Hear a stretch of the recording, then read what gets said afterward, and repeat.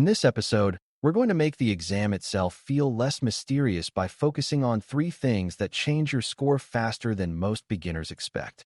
Knowing the exam policies, understanding how the questions are built, and using elimination techniques with calm confidence. Many new students assume that if they just learn enough content, the exam will take care of itself, but exams also reward people who know how to take exams. Policies matter because they shape what you can bring, how you manage breaks, and how you handle time pressure without making panic choices. Question mechanics matter because the exam is not asking you to write essays. It is asking you to select the best answer from options that are designed to sound believable.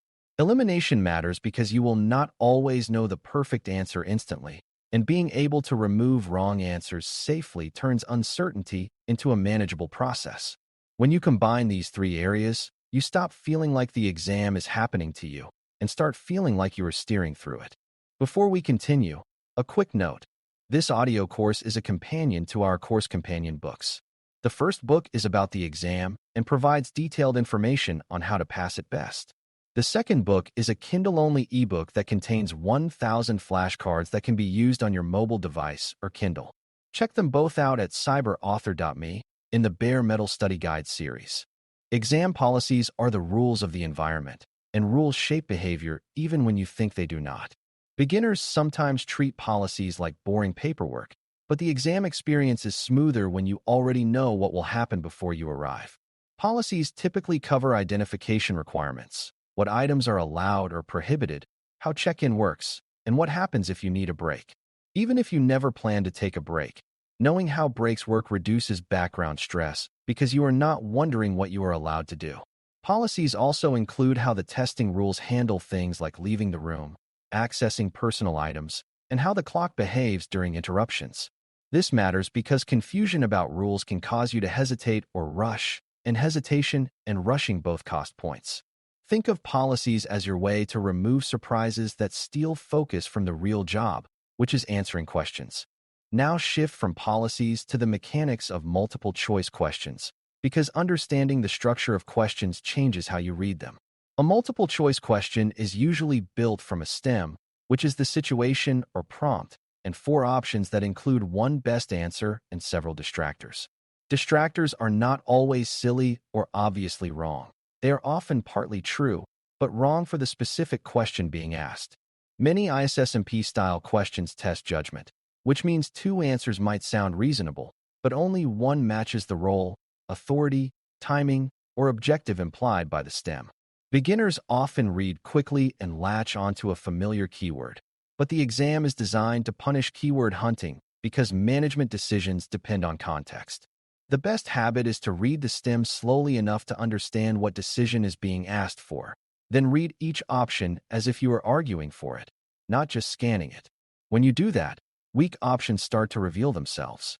A key mechanic to master is what the question is actually asking you to do, because different verbs imply different thinking. When you see words like best, most, primary, first, or next, the exam is signaling that you are choosing among valid actions based on priority and sequence, not choosing between true and false statements. Best is usually about the most appropriate action given constraints and roles. Primary is about the main purpose or dominant driver, not a secondary benefit. First and next are about order, and order is often about governance and process, such as identifying the right authority before acting or defining requirements before selecting solutions. Beginners sometimes treat these words as decoration, but they are the whole point of the question. If you ignore them, you may choose an action that is correct in general, but wrong in timing or scope. Your goal is to answer the verb, not the topic. Another mechanic that helps beginners is recognizing the perspective the exam expects. Management-focused questions often assume you are thinking like a security leader, not like a technician, and that changes what good looks like. A technician might jump to fixing a control, while a program manager might start by clarifying authority, defining policy, aligning to business goals, or measuring outcomes.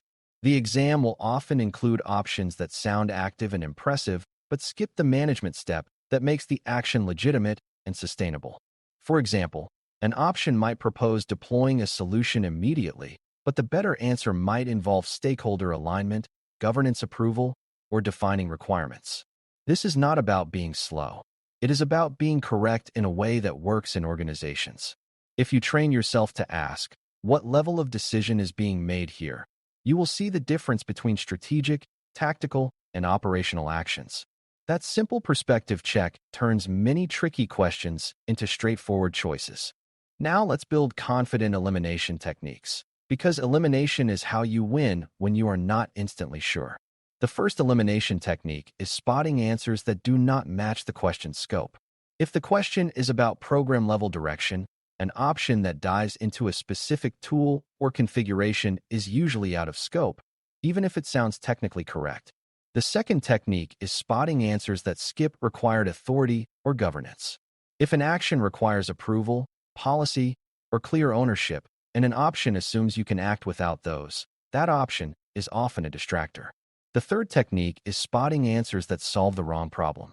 Some options address symptoms rather than root causes, like focusing on training when the issue is unclear policy, or focusing on technology when the issue is misaligned incentives. Elimination is not about guessing. It is about proving why something cannot be best. When you can explain why an option fails the scope, authority, or problem fit, you can remove it with confidence. A common beginner fear is that elimination will lead you to the wrong answer because everything feels ambiguous, but ambiguity often decreases when you compare options directly against the stem. One useful habit is to restate the question to yourself in plain language before you look at the options. For instance, you might translate a stem into, what should the security manager do first to ensure this decision is legitimate and aligned? When you do that, options that are off sequence become easier to spot. Another habit is to look for the option that is most stable over time, meaning it still makes sense even if small details change. Governance, requirements, policy clarity, and stakeholder alignment are stable foundations, while quick technical fixes can be fragile and context-dependent. This does not mean technical actions are never correct, but it means that when the question is framed at a management level, the stable foundation often wins. Elimination becomes a matter of matching the option to the job the question describes. Time management during the exam is part of mechanics, and beginners can benefit from a simple approach that prevents spiraling. The exam clock creates pressure, and pressure can cause you to reread the same sentence repeatedly without gaining clarity. A better tactic is to use a two-pass mindset. First pass is steady progress. Second pass is for any flag questions if the exam format allows review. Even if review is limited, the mindset still helps because it keeps you from spending too long on one question early. When you hit a difficult question, use elimination to remove obviously wrong options. Then choose the best remaining option based on the verb and perspective. If you cannot justify one option over another, pick the one that better matches governance, alignment, and clear authority, because those are frequent themes in management exams. Then move on and protect your time for questions you can answer quickly. Confidence is not about never doubting. It is about having a process that works when you doubt. Another technique is to watch for absolute language and hidden assumptions. Words like always and never can be clues, because in management contexts, absolute answers are often too rigid to be best, especially when organizational constraints vary. Also notice when an option assumes you have perfect information, unlimited authority, or instant cooperation, because real management rarely works that way. The exam often rewards answers that recognize uncertainty and respond with structured steps, such as clarifying requirements, defining roles, or establishing accountability.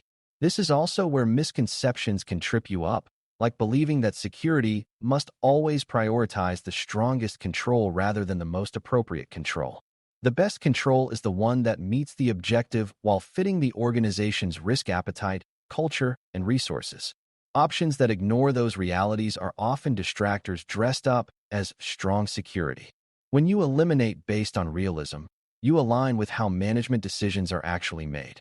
It also helps to understand why distractors feel tempting, because that teaches you what the exam is testing. One type of distractor is the technically correct answer that is not managerially appropriate, like jumping to implementation before governance and alignment.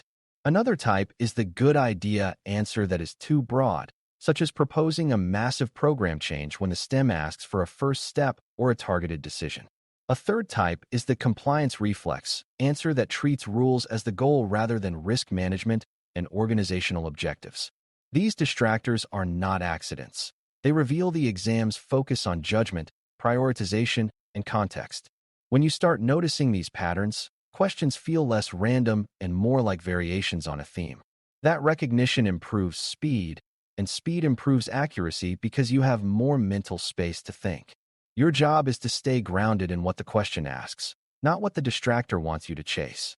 Finally, build your confidence by practicing calm, consistent reading behavior. Confidence on exam day is not a personality trait. It is the result of repeating a method until it feels normal. The method is simple. Read the stem for the decision being asked, identify the verb that defines how to answer, confirm the perspective and scope, then eliminate options that fail scope, authority, timing, or problem fit. When you are down to 2 options, choose the one that best matches governance, alignment, accountability, and realistic organizational behavior. If you do this repeatedly, you will start to feel a steady rhythm, even on harder questions. Policies will no longer distract you because you prepared for the environment, and mechanics will no longer confuse you because you recognize how questions are constructed. Elimination will no longer feel like guessing because you will be able to explain why an option cannot be best. When these pieces come together, the exam becomes a challenge you can manage step by step, rather than an event you have to survive. Thanks for listening.